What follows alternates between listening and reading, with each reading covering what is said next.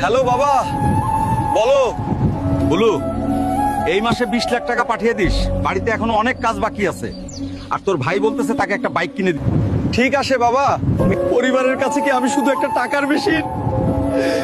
কেমন আছি, কি করতেছি, কবে বাড়ি যাব কিছুই জিজ্ঞেস করা, শুধু টাকাই প্রয়োজন তাদের। প্রবাসীদের দুঃখ কেউ বুঝে না রে।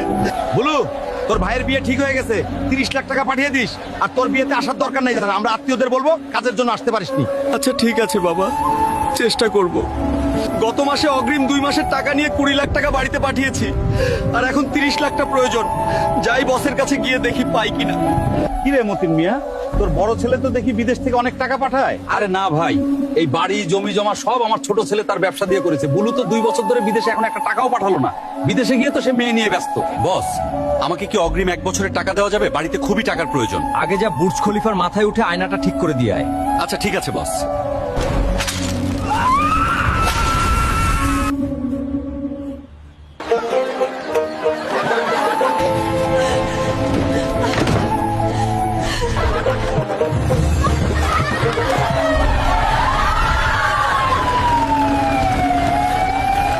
এই নাও চাচা 30 লাখ টাকা।